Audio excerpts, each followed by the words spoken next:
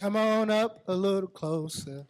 If you miss me from singing down here, if you miss me from singing down here, come on up a little closer. You'll find me singing up here. All right, you guys. So we are. See, these are like my friends, and we feel like sometimes that we are just. I know we supposed to be hosting a discussion, but this is family here. So if you have anything to say, please feel free. You are welcome to share in the circle. We are all here to discuss the We Got Next youth labor organizer here in the South. So, and we do require a bit of response, you know, when I ask questions. So whenever I say who got next, I want y'all to say we got next, all right? So when I say who got next, y'all gonna say We got next. with some energy and some enthusiasm. Who got next? We got next. All right, I love that. We have an impromptu panel guest, Mr. Antron McKay. So we all know why we are here. We're celebrating, and not just celebrating, but also moving forward in next steps about Freedom Summer, but about a lot of issues that's going on in our communities. And so, what we would like to pose today is a question of what do you all think in 50 years when Freedom Summer is discussed again? What will the headlines say 50 years from now? And again, when you answer, please come up to the microphone and say your name. Introduce yourself.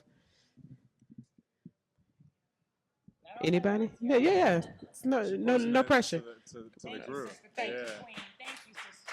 Oh yes, and then also when people are coming up and speaking, we're gonna ask that you give them some love, you give them some energy. If they say anything that you feel, you just getting up is enough. So make sure that y'all get them some love as they come to the microphone. Hi, y'all. My name is Morgan. I'm from Virginia, but I'm living in Chicago right now. 50 years from now, I want to see 45% of young people registered to vote with at least a 35% turnout. At least a higher turnout than it is now. 45% of millennials at least registered with at least 40% turning out.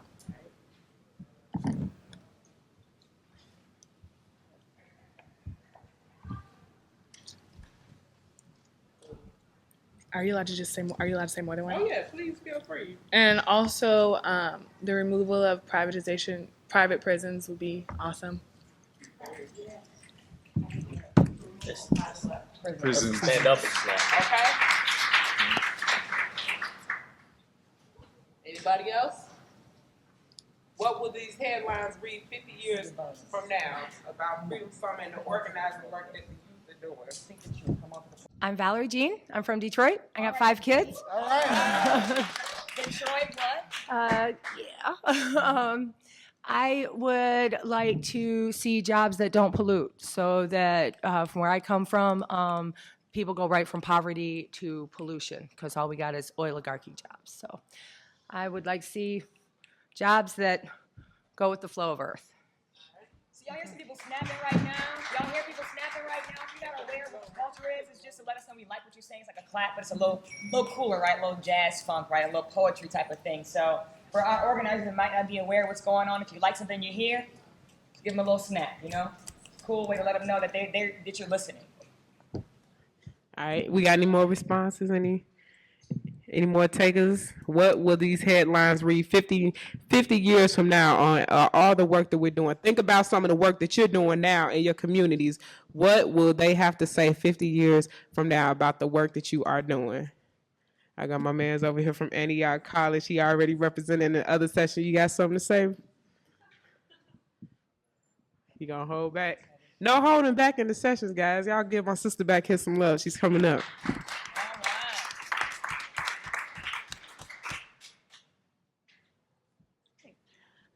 I'm Emily. I'm from Minneapolis. I work with co-ops, and so what I would like to see is jobs and businesses owned by the people that work in them. So I want people to own their own jobs, and I want the communities to own those businesses. So I think that's how they'll make them flow with the earth. You know what I'm saying? Yeah. But yeah. Is that all the responses we got? All right. Okay. Overflow. You're on the game show. Ain't nothing wrong Let with the an spirit overflow. move you. Let the spirit lead. I'm Sarah. I'm from Miami. I'm a high school math teacher, and I hope that we will have higher graduation rates, especially for our most marginalized students in this country. And students will be graduating ready to take college math for college credit and be ready to be successful in this world.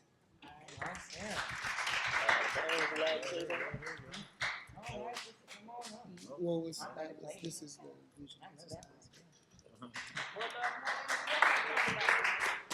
Hey, my name's Ann. I'm from Pittsburgh. I'm a registered nurse.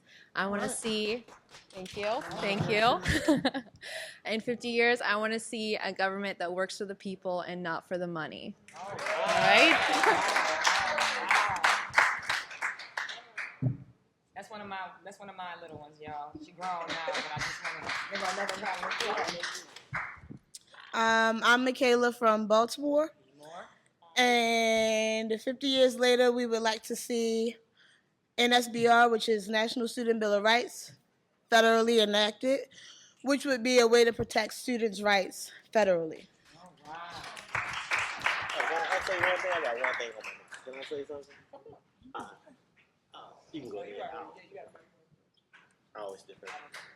all right. I'm Gina. I'm from New York, and I'd like to see in 50 years, I'd like to see actual community policing, so that the the police are working for communities of color and poor people, and not enemies of them.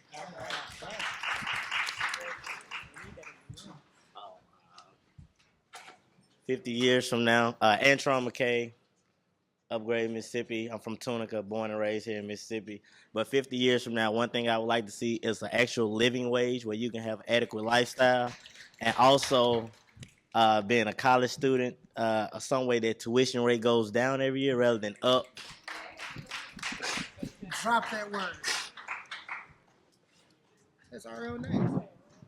I have one. My name is Yasmin Gabriel. I am from New Orleans, but I've lived in a lot of places.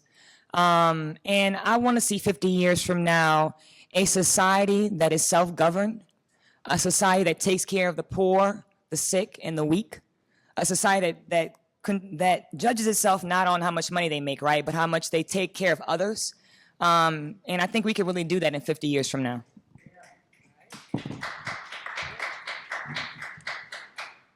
Somebody was feeling me back there. That's what I'm talking about, brother. Supporting like crazy back there. Y'all show him some love for that. Okay, so now that we charted out some of the things that we feel the headlines will read 50 years from now, let me introduce you all to some very important people. Not important, but just the family. I mean, not just these people are family. They like for real we share almost everything from living spaces to rides and cars, everything. So what I'm gonna do is ask them to introduce themselves, give us your name, who you are, why you are organizer, and what is your personal vision for society. So we'll start right here. I'm gonna throw it over to my left. With Mr. No. My closest left. Okay. Good evening, everyone. Antron McKay, as I said earlier, recent alumni of this prestigious institution where history meets the future.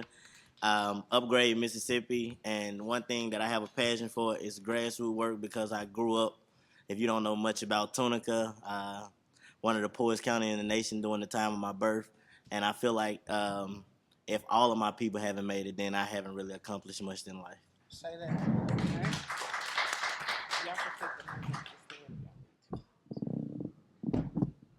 Good afternoon. My name is Joshua Detman. I work for the United Auto Workers Global Organizing Institute. I do community organizing and student organizing. I went to Tougaloo College for a very, very, very long time.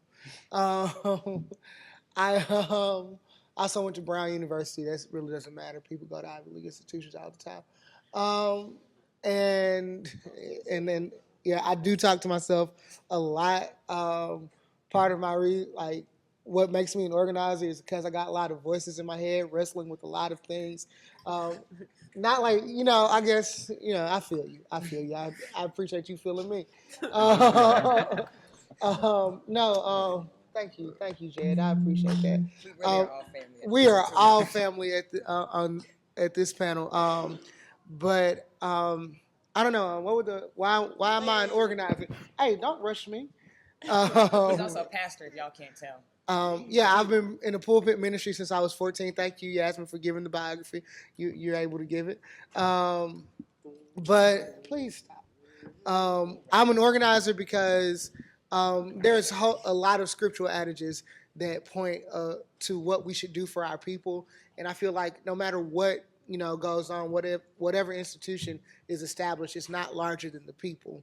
And so that's why I organize is for whatever the people deem and decide is correct for them, and however we can find that way and pursue helping each other. That's why I'm an organizer. What's my personal vision for society? Okay, she asked all Jed, that. go. He's rude. Thank you, Jed. Go ahead. Jed. All right, I'm gonna be quick because I have to run out real quick and then come back. But my name is Jed Oppenheim. I play a lot of different roles. I don't know if I've ever called myself an organizer or really know what that means in general. But one of the things, thinking about labor, Mayor Lumumba had appointed me to the school board here in Jackson, and I wasn't doing that for a clap. But the point around that is that a lot of that is kind of the identification of young folks, and one of the things of Mayor Lumumba's mission, both while he was mayor and before he was mayor, is really empowering a younger generation and creating space where we become the decision makers, and that realizing and being able to idealize that in 50 years from now we don't want to be having these conversations about everything that we're having conversations around up here right now. And so I guess that would be, I didn't really get up there and say my vision, but I guess that's what I would say is a little bit about me. Cool. Good afternoon again, everybody. My name is Yasmin Gabriel. I am from New Orleans. And unlike Jed, I know why I'm an organizer. I lost everything. I'm not trying to throw shade at him because we do this all the time, but I lost everything in a hurricane called Katrina, and there was nothing else for me to do but organize. I saw so many injustices against people, right, that had no voice, and I was like, well, I'm kind of talkative, right? And I'm not afraid of individuals, so there's certain different characteristics that I noticed that people had that stand up for others, and so it felt like it was supposed to happen to me. So I just recently moved down to Mississippi, and my vision for Mississippi is to do the same thing again. 50 years from now, I'll be 81 years old, right? 50 years from now, a lot of us will be elders in this movement, and what are you going to really be able to say that you did? Did you go to a conference? A lot of them, right? But did you knock on doors? Did you meet people? Did you actually do the work that needs to be done? 44% of African Americans between the ages of 18 and 24 in Mississippi have no ID. No driver's license, right? And so this whole new voter ID law, I kind of annoyed Josh, and then I met Antron, but I knew Jed in 2011. We've been trying to watch this the entire time. So my vision for Mississippi really is to do the work. I mean, there are a lot of young people that are here that live here, right? I wish we had coordinated a long time ago to get other folks from other states, but to be able to come. But if you're here and you have any downtime, there are several neighborhoods in the 6-mile radius. I encourage you to go meet some people who not even know this exists. This is an incubator right now, right, with some talented people, but we've got to make sure that we go out to the people and make sure that they are aware of it and meet that gap. So that's my vision for this summer. That's my vision for next summer. That's my vision for a lot of summers, because when kids get out of school, they have nothing to do. There are no more summer programs in urban communities, so we can just we can do our own programs. So I'm really looking for some self-determination from my people. I moved to Mississippi from DC to call on that charge. I'm new to Tougaloo College. I work for President Hogan. And one of my charges here this summer is to make sure Tougalooans who attend school here currently understand the importance of the legacy that they stand on, and that it won't be there anymore unless they keep adding to it, right? So we're just trying to add to it. We're knocking on doors. We're taking these 4 days off to let you guys be aware of us, because we respect you all as individuals in this movement who are very important because you're in this room, right? But we want to make sure that we talk to you all to get your feedback on how we get other young people to get involved in this work. It's only a few of us. Josh's grandmother, who's 91, gave us her home that she bought herself when she was a hardworking young black woman, right? 1943, she bought this home. She gave us her home because she believes in what we're doing and what we're trying to do. Monica works with us. So we all have our jobs, right? But we all have our other things that we do at midnight and at 6 o'clock in the morning. So if you're here and you're feeling me, you can see me afterwards. You can see Tron afterwards because we're like the faces of it right now. Monica and Josh have to do some other work. But if you guys really want to come out with us tomorrow, I feel the need for us to leave this space and actually go knock on doors. So I'm opening that up to anyone. You can tell anybody they can come see us, and we'll be out in this neighborhood because there are a lot of neighborhoods in our area that we certainly can go fill that gap and make sure people get their ID. Sorry it took so long. No, you good. You good. All right. Y'all give us some love. Y'all give us some love. All right, so as you can see, in 64 was a very important time. A lot of organizing work went forth, but as you can see in 2014, right here in Mississippi, it's still happening. It's still being carried on by young people. So the next question I want to pose to the panel, in the individual work that you're doing, to talk a little bit about what it is that you're doing, what organization you represented, that you got started here, and what difficulties do you face with the modern day organizing and trying to get young people active in the movement that you're creating? And that's not in any specific order. Any one of you all can take that at any time. I'll go first to make sure that Tron and Josh know. We're not really a movement, you guys. We've been calling ourselves Action Freedom Summer. There's some flyers that might have been passed out to you guys. So there's not one organization that is really in charge, right? It's just like it's supposed to be. It's organic. So you have everything from Tunica Teens in Action, who are doing the work, to we talked the Youth Bill yesterday from Greenville that wants to do the work, to us that want to do the work, right? So it's not really an organization. It's more like a organic movement. If I have an organization and you want to be a part of my organization, that doesn't mean that you can't knock on doors and make sure people have their ID, right? Ask them to show it to you. If they don't have one, then it's easy to bring them with you. We were able to get the voter ID application from the Secretary of State because online it's only a sample. So we've been Xeroxing them like crazy, right? And making sure that people have them. So Jet works for Ballot Initiative. So when he's getting people to sign signatures, he's also asking them that they have their ID and they're registered to vote because they go, hand in hand. So we're not an organization. We're a movement. Anyone can join and put their name and their organization on it. We all can own it. But we're just calling it Action Freedom Summer because it's the action of actually knocking on these doors. Yasmin said a lot that has sparked so many thoughts. She started with saying, do the work. Lawrence Guyot, who's the first Mississippi Freedom Democratic Party chair, went to Tougaloo College, was a SNCC field organizer, passed away about a year and a half ago. Stalwart brother said these words to me at the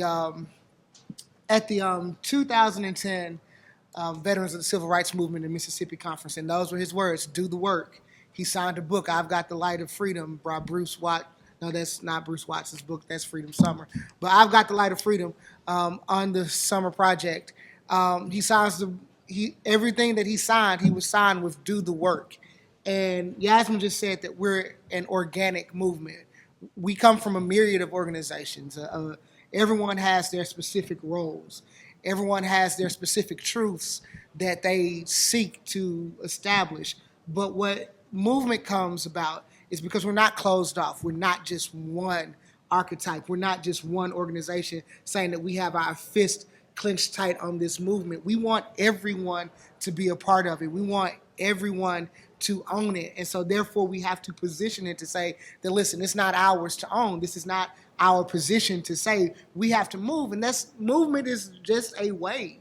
It's not just, we're going to organize these people are going to rally. No, hearts have to be changed. Minds have to be changed. Perspectives must be different. We must challenge people's ideas. And that's what we're doing is because we are willing to do movement work. We're willing to stay up late at night with each other when we're struggling with something. We are willing to feed each other when we all are broke, because we're a movement. Like this A lot of beans. We eat a lot of beans and rice, man. like Yasmin will cook for 2 young African American men that she counts to be Nubian kings all the time because she wants to affirm us. She affirms her little brothers.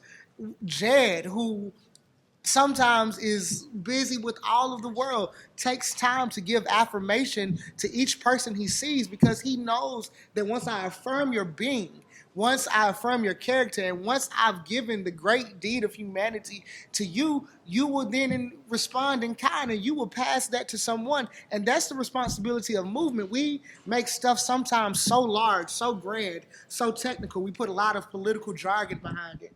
And then We're once again pulling the mic from Joshua. I'm just the messenger. I'm just the messenger. I'm just the Hold this messenger. mic for me while I'm saying something good, man. I'll be there. I'm just the messenger. And so, you have so many times we want to make movement something that we have a model of business, and it's business as usual. But what we want to do with movement that we believe is really give people their dignity back and affirm people. Now y'all can take the mic. He just slid it to me. Wow. Good job, Joe.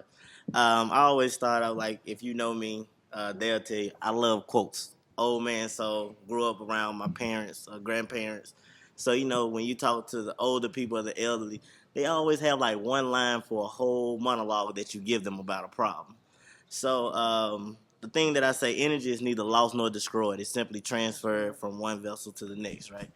So with the energy, is one thing that I learned. Like, I often call Hollis Watkins like Granddad Hollis, because I grew up with doing grassroots work with Southern Echo. So he's always been the type that no matter what I ask him, he keeps that same little monotone voice and that smile, and he always gives me like the simplest reply, but it always makes me think and goes into a deeper thought. But the thing that I've learned, that when you're transferring energy, it's like to the youth right now, it's like we have that energy now. It's been transferred from the freedom fighters, because I tell people all the time, do you think when Bob Moses or Hollis Watkins or Lawrence Guillot, when they did the work, do you think they were at the age they're at now? Or were they pretty much our age? Yeah. Like, it's oftentimes that we see icons that we can't visualize them being what we're doing at our age or in their stages of youth, fighting for what is right, because they were at the same age we at. So I'm pretty sure that, you know, they had some moments where they didn't know where they were going, but focused energy is the best energy that you can have. And until we get the youth, and I tell the elder, until you get the youth to be able to focus their energy on something that they feel like is wrong, then it'll be hard for us to get the movement going the way that you want it to go, because you no longer have the energy or the youthfulness that you once had. But if you transfer that energy and you help them focus that knowledge that you have, we can go beyond. And so a lot of the work that I have been doing, or that I always will do, is like right now I know with UAW we have like a protest that's going on later on this week that they ask for volunteers. So when they call, it's not about somebody's getting the credit, it's more about us doing the work. So if Monica calls and like, well, Tron, we need volunteers for the protest, I'm not gonna be like, well, why are you calling me? It's more like, okay, how many do you need?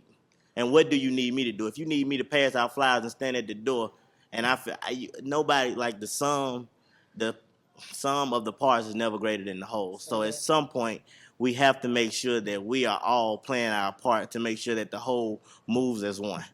And also, like with Upgrade Mississippi, like she said, knocking on doors. I work with Better School, Better Jobs, and we're going out signing the petition, because at the end of the day, I don't see it as me doing well, but as the people that I'm right now planting the trees for. Like, I want them to enjoy the shade of that my ancestors gave me also. So that's pretty much my spiel, and I always enjoy the work, and I always enjoy, you know, people that enjoy giving back to the community. Like, Tron talked about energy, and it's just, this is the moment. Take it. Ella Baker says that the tribe never decreases, it grows. The struggle continues. Someone else just carries on. And this is that moment. We are not creating anything new. We are continuing that energy. We are the vessels by which that energy is being transferred to. Now, there has been a great exploitation of movement that capitalism does, but that's another conversation. There is a great exploitation, and I'm going to remind you, I'll repeat it, there's a great exploitation of movement that capitalism does, which leads people to feel like they're the architect of movement and they the one sole leader of this whole thing, and then you shoot that person, and then everyone's at disarray for just a little bit. So what we have to continue to do is let people know that movement is beyond one single vessel. This has to do with the people, and this energy is transferring and replicating itself over. What we always say, one monkey don't stop no. One monkey don't Stop no show. I tell them that. We say that all the time to each other, right? So we really have no egos in this. So we really want, I guess what you could take back from us to y'all's community is that sit down and talk to young people. Antron had been in movement work for so long, but it took me to move to Mississippi just to sit down with them and get them re-energized, right? Because sometimes you get fatigued, you get tired. Your mom does that kind of work, or your dad does that kind of work. And you, when you were little, no one asked you your opinion on where to go. They just told you to go, right? But now I'm asking you, well, what do you want to do? What do you see as important? And now he's on fire. But it was a moment in November when we first met. Can you imagine we met in November of last year? I moved to Mississippi in January. I lived with Josh and his grandmother when he lived in DC. And then I moved in with Antron, and now I live on campus. That's a lot in 3 months. You know what I mean? Like, we're really about this life, as they say. So, I mean, we always say about that life, you have a microwave generation, so you got to give it to them quick, right? I find myself talking to an 18-year-old. They're fully aware of the problems. And so I don't have to go at them saying, well, you know what you need to be doing is voting, da-da-da-da-da. That is not the way to get a young person to come to your movement, right? It's the exact opposite, because out of spite, we all were kids once, I'm definitely not going to vote now. Although it's really harming me personally, I don't see the bigger picture. You know, I haven't grown up, I'm not that mature yet. So we're planting seeds at a very early age. So I would encourage you guys to do mock voting, which we're going to try to do in July with really young kids. And they can vote on someone in their nursery. It could be imaginary people, but you get them in the process and in the exercise of doing that, being civically engaged at an early age, so where it's a no-brainer, it's a part of your life. And so Yasmin really just brought me to my next question, because the way she gets these students, and I mean, they pop up out of nowhere, and oh, that's my little sister, that's my little brother, yeah, they're gonna come up here and do this, and you would look at them and probably think they would not be interested in anything that we would be doing. So the next question I want to ask you all: how do you all engage young people? What creative ways, even if that's social media, or just snatching them off the street the way you do, Yasmin? And that's the short version, Joshua, the short version. But what ways do you all engage young people and keep them engaged? It's easy to grab somebody, but it's harder to keep them engaged, right? That's true. Right. So what ways do you all get support for not just your causes, but our causes? May I applaud my sister Yasmin, who does this best. And when George Jackson says our revolution must be love inspired, I can honestly say from her interaction with the students on this campus, from the people that I've seen her with at numerous places, she affirms and loves everybody. That's how you engage and keep people a part of movement. You have to affirm their character. You have to know their names. You have to treat them like, man, this person really wanted me to be a part of whatever they did. And that's how you engage people and keep them engaged, instead of just treating people like, oh, we're just, your next transition. We're your next big thing. We're your phase. We're your student phase of this, and we're your young people phase of that. And that's not how you get people engaged. You have to love them. You have to let them own what they're doing. And then the work will begin to organically and in time get done. You got to be real. Like, if you know that they know, then the conversation doesn't have to start with problems. I go to so many things, and we always spend so much time on the problem. We all are in a room. We know the problem. Let's just try to figure out solutions. They might be the best solutions. So, like, our solution to doing this, knocking on doors and doing voter ID at first, we didn't realize the law had changed, right? I was still looking at the 2011 law, and we were out in the field. And I said, we might want to go read the law again just to make sure we're giving people the right information, right? You just got to be genuine. If you're genuine with young people, I always say a young person is the best gauge of whether you're real or not, right? If a kid has been with two adults all day, and then they, at the end of the day, say, who you want to go with, the kid's going to go with the one who's genuine, the one who they felt that actually really loved them. There's so many kids out here that are not loved by their parents for whatever reason, right? That they have no hope, that they see hope in a person. But you got to be genuine. You can't come see me once a year, right, and have an annual hip-hop thing. You need to come see me all the time. And that little bit of time, and you plant that seed, eventually, I'm going to roll with you. I have more nieces, nephews, cousins. One of my cousins just walked in the door. I got brothers and sisters. That it's just so many of us. But these people need to be a part of a family, right, a family unit. So movement work doesn't have to just be we're two friends. This could become my sister, right? She from Detroit. I got a whole family in Detroit. So when we talk and have a conversation, if we're both genuine about it and we actually follow through, then I know for a fact in a year from time from now, we have done something together. My sister just walked in the door. I don't want to put her on blast, but we were sitting today at lunch with the brothers from Raymond County and just talking and being real. We started a book club, right? Just in that little bit of time because they need to read certain books and we have access to books and my sister owns a bookstore. So let's not pretend about it. And so I said, wait, I'm gonna do you one better. Let me walk to my apartment and get y'all 2 books now, right? So if you just do something, people will receive it. A lot of us are just walking around like the living dead, I call it. Not really doing anything. We're kind of numb to stuff. If you just get a little heart, it will come. It's not rocket science. This stuff is, it's not rocket science. I didn't know I could get paid to organize until I got paid to organize. I thought it was lifestyle. So just be genuine, really. I think we all know that. I see some head nods and some folks in the room that understand that. But if you're real with people, we're all people. Social media is cool. Tron loves Instagram, right? And so once you meet a person on Instagram and then they meet you in person, then it's another connection, right? I've met you on the virtual world. Now I'm meeting you in the real world. We've got to still touch each other, and we can't just rely only on computers. I touch Josh all the time, just to make sure he's okay. So just be genuine with your people, and they will stay. They won't go anywhere. You actually will have to kick them out your house sometimes, Which you did last night.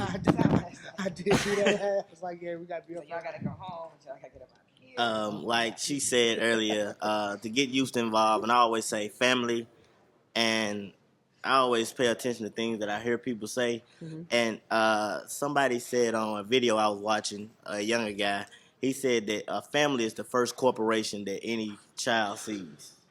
First corporation. And a lot of the time, the biggest problem with the youth not being able to succeed is a fear of failing and never having anyone to believe in them. So when you genuinely give love in, then it's natural reciprocal of what they come from. Because at times, like I tell people, like, you can't fake a vibe. A lot of people are good at pretending, but with kids and poor people, it's pretty hard to fake a vibe. We're used to people getting over on us like this. It's pretty much like you can't fake a vibe with people. So I tell people, like, when you're genuine and you're passionate about what you do, like, that energy is going to be transferred to that next person. Mm-hmm. And it's always hard to express. Like, you always know, like, when you truly love somebody or truly have feelings for someone, it's often hard to explain the feelings that you feel for a person. Mm-hmm. So we tell people all the time with the youth, and when you're talking to them, you got to get to the level of people learn from people that they like, especially the youth. You can't, I tell you, you can be the best math teacher in the world. And if a student doesn't like you, no matter how much he likes math, he will not learn from you due to the fact that he will always close you out because he doesn't feel loved, he doesn't feel wanted. Mm-hmm. And I tell, like, and to get youth involved, like she said, you propose a challenge to a student. If you look at any teacher that say they build a relationship with their students, it's because, like, you always see the potential, but at some point you got to get that student to trust and believe that you genuinely care about their livelihood or that you care about their future to make them buy into a process of helping them to a greater cause. True. So the love that you show and the love that you give will often be reciprocated. And always at the time with the youth, it's good to see them work together and have someone to believe in them. So belief, trust, family, all tie into getting people involved. You can't do one without the same. True. Oh, well, yep. Come on up. I was just about to open up the floor for questions, so come on up. It's not really a question. I just thought this conversation was interesting because yesterday during the breakout groups, I was with some kids who were like 14, 15, 16, and we asked them what they were looking forward to and what they thought would change, and we had one 16-year-old say he didn't think anything was going to change. He was like, 50 years from now, he was like, you just can't change people. People aren't going to change. Nothing is going to change. And so at the end, he asked me what I thought would change people, and I told him transparency and vulnerability and being open with people and being honest with people and being honest about your circumstances and being honest about how this whole process goes and how you choose actions that you're going to take and how you gauge drawbacks from those actions and make an educated decision about what you're going to do. And then being honest with people and saying you don't have it all figured out and that this is collaboration and this is a collective movement and not just me saying this is what I think is best and you going with it. And at the end, he was like, I never really thought about it that way and I never thought that I really had anything to say or anybody was ever going to change, but you just changed my mind. So I just thought that was something that would be cool to add. Yeah. No. Who got next? We got next. Who got next? We got next. Who got next? We got next. All right, so y'all heard us doing a lot of talking. And I thank you, sister, for sharing. If anybody has any questions, this is the time where we're gonna open it up to the panel. Yasmin just had to step out for a second, but I'm sure she'll be right back. If y'all have any questions about anything that anyone has said up here, please feel free to come to the mic and pose those. I'm actually going to go ahead and ask you guys a question. You talked a lot about movement and talked a lot about community feel and really coming together and trying to make change, but could you speak specifically to the fights that you are currently working for or working on? What specifically have you been doing to kind of engage young people, more so to care about the particular issue? I know Yasmin did a really good job in talking a lot about voting rights, but I would like to kind of hear a little bit more specifically as to what you guys have been doing, how you have been engaging young people to kind of care. And are you successful, or have you been successful, or have you, or not? Terrible. As we stated, I work for the United Auto Workers Global Organizing Institute. And we started this thing called the Mississippi Student Justice Alliance. And I think that it's effective. Every semester, we have to start over, hands down. Students go home for break. They go and do everything under the sun. And it's hard to keep them on one set agenda. But do I feel like we're successful? Yes, because we come back every semester and we start all over again. We reintroduce what our cause is, and we allow students to take ownership. And ownership is so important in movement, because if people don't feel like they own the space that they're in, then we've done just as much of disservice as the fight outside. And so once we start all over again, we kind of, introduce people to concepts of labor and civil rights that they haven't heard of before. Or they'd never thought of themselves to be a part of that fight. And so what we do is, after we have to start over every semester, we still have this young cadre of people who are now taking the fight amongst themselves. It's been so effective that it's spread to Georgia, it's spread to Florida. We had a small stint in DC, and we had people in Tennessee. And these young people are understanding their role in society, and they're trying to find every avenue. Now, are they always on our agenda? We can't ask them to be. But what we can ask them to do is always try. And so they are learning and they're trying. And so I feel like we're successful in that, because that is, as Yasmin was saying, it's organic movement. So yeah, those are some of the things that we do. You want to know anything like specific that we've done? Oh, well, we are attempting to fight for Nissan workers and workers' rights, more social justice, giving these workers voice in their workplace. What is, sometimes difficult and what's unimagined is, how do you get young people to be in a fight for labor? And we do that by getting young people to understand the things that affect them, and how does that correlate to labor. Derek Johnson did a wonderful job this morning talking about how, if you were poorly educated, you would be a poor worker.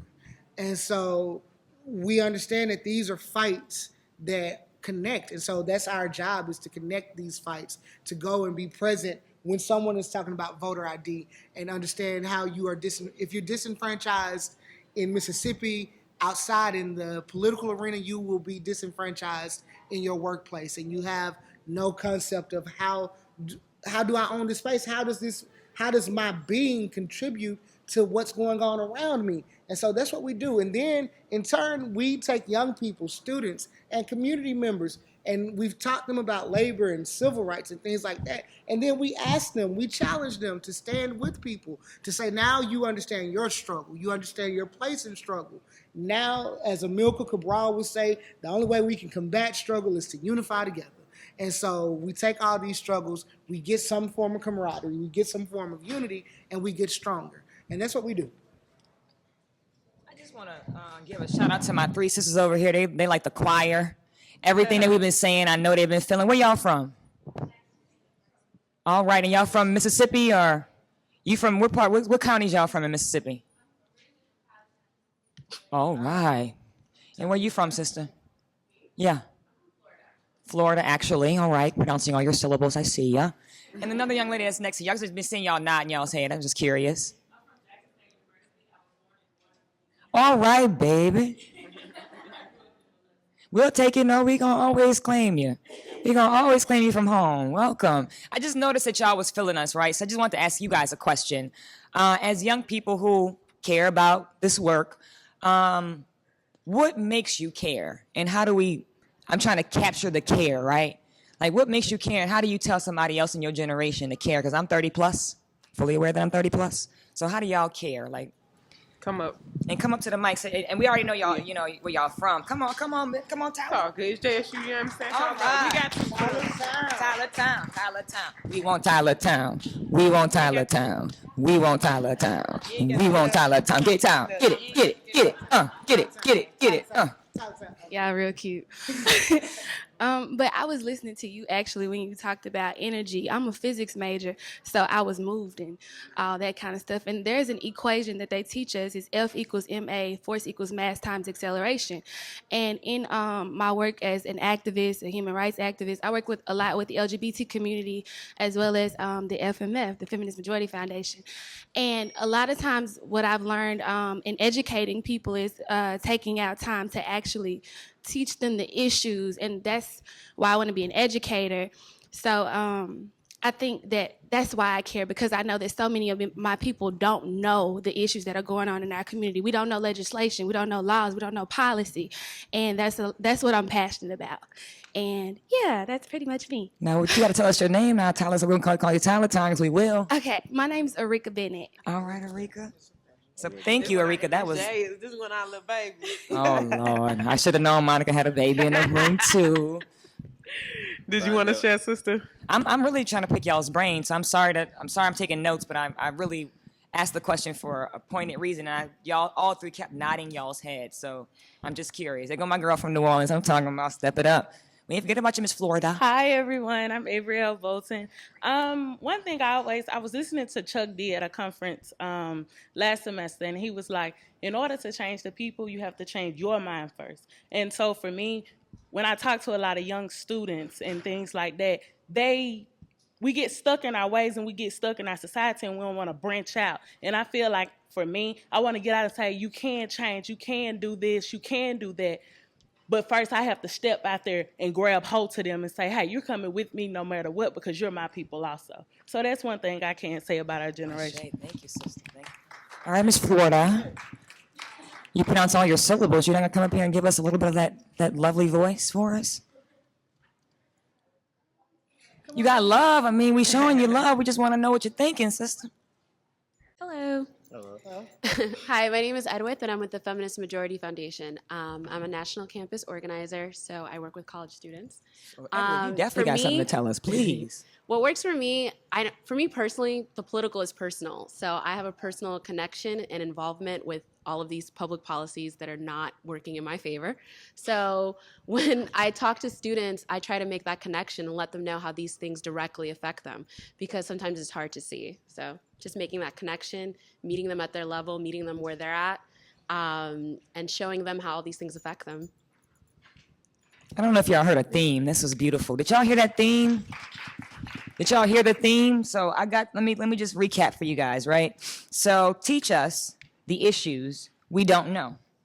Change your mind, because we're stuck in society. We're not really understanding what's going on.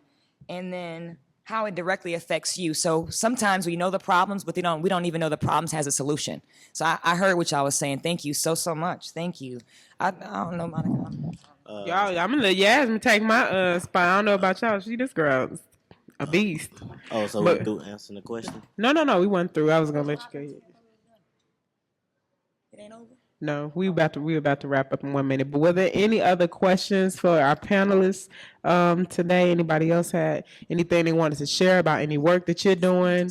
Any lasting thoughts? Karibu, welcome. I just wanted to say that there is a campaign going on right now to save the life of H. Rap Brown. Who knows who H. Rap Brown is? See, you're saying Okay, information. everybody over 50. No, we got I'm two about to say, I young. ain't over 50. No, I just, okay, just be her. Okay, me too. Okay. H. Rap Brown was part of SNCC and the Black Panther Party, and in the 60s and the 70s, and he has gone to prison for his beliefs and for his actions, mostly his actions. He has been in the business of saving humanity for a very long time, about 50 years now. And when we have someone who sacrifices so much for us, we can't turn our back, we can't ignore when they're in need, because when we do, it makes us less than human. And it's important that we support those who are doing the work.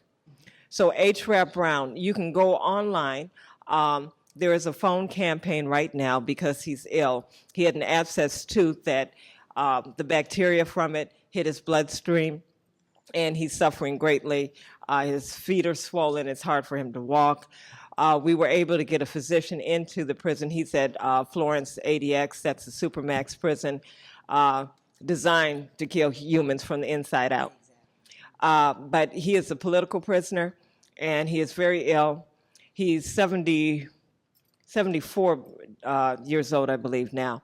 And so if you will go online and look for him, there's a blog spot for him, hrapbrown.blogspot.com. So please show your support and your love. Girl, no. No, we ain't. Come on. Never that. This is our space right now. We want to hear from you. I got my notes over here. Moses right here. Something that I found effective as far as engaging young people is I tell them that everybody's a politician. Politics are only how issues are viewed and how issues are solved, and the person viewing them is the politician. And we deal with issues every day. We view issues every day. We solve issues every day. We deal with little p politics on the ground level every single day. And it's so easy for people our age to say, you know, I'm not political. I'm not into that. I'm not political. I don't want to talk about it. But you are political. Everybody is political. So like once you break it down, a lot of people just have ideas. Even if you don't attach the word policy to it, you just say like, what are your ideas? What are some issues? People are like, oh, well, this is what I want to see in schools. Schools and social justice is just like, well, this is what I would like to see, or this is what I thought was crazy, whether they know all the background information or not. Growing that into a movement is easy once somebody has an idea, and then kind of nurturing that idea and showing them how they can develop their own idea and make something. Like we help people make 2-page policy ideas. So a little policy write-up so they can say like, this is my issue and this is how I would like to see it manifested in our school system and so on and so forth. Cool. And that's people who are just like, you know what, this is So you take their problem and you work with them like on a 2-page for how they would solve it. Like, oh, cool. And I can link you on the Google Drive to all that stuff. Cool. But another thing also you were talking Y'all about. see what I'm talking about? Winning. Y'all see that? Like, that's what I mean. Young people got brilliant ideas. Thank you, sister. Another thing that you were talking about as far as building communities and making them sustainable and community members building on one another, are y'all familiar with time banking?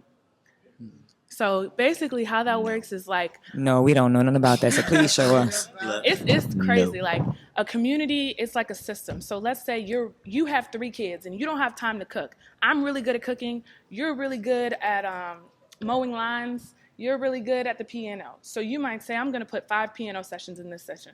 I'm going to put 5 meals. You're going to put 5 lines. And as long as you put in 5, you can take out 5. So you may not have time to cook. You can go in and say, all right, for 3 of my 5, I'm going to take out 3 meals. So you have somebody to make those meals when you're not there. Oh, wow. So everybody starts building on one another and building on one another and using the skills within the community and not spending money, that it all works out. That sounds like a co-op, and that's brilliant. My sister. No.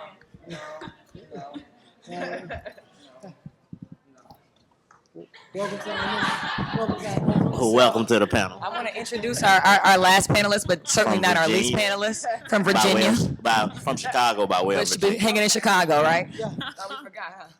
Man, that's what I'm talking about. Y'all are silly. You see how much love it is right here. This is because this is family, and so this is really what we want y'all to take back. We're not just out here trying to get people to support our causes. We about community, about giving back. I mean, it's a give or take situation.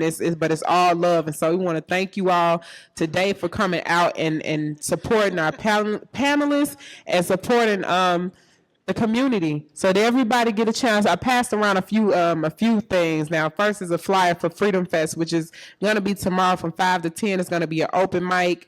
We're going to have a lot of good entertainment all around social justice issues, so we encourage you all to come out. We also have Upgrade Mississippi. Shout out to my brothers in the back who working very hard. Wave, wave, wave, young black Wave men. at them, baby. All right. They working. We also have some information for Upgrade Mississippi. If you want to stay connected, or you should stay connected, check them out. Their social media pages and how to get in contact. And then last but not least, we also have a march tomorrow in support of workers' rights. The workers at Nissan in Canton, Mississippi. I'm sorry, Friday. My days. I don't even know what today is, y'all. But on Friday, we are marching in support of workers' rights in Canton, Mississippi. So if you need one of those flyers, I'm pretty sure I've been seeing the same faces, so I don't want to waste paper. But if you need one of these, please come up to me and get that. If y'all have any questions for the panelists, please feel free to come and talk to them, because I'm sure they would love to host conversation afterwards. So who got next? We got next. Who got next? We got next. Thank y'all so much for coming out. And in closing, I always close with a quote. And try and close with a quote. That's what we always. I always tell people, plant your seeds, pray for rain, but don't neglect to water your seeds. All right.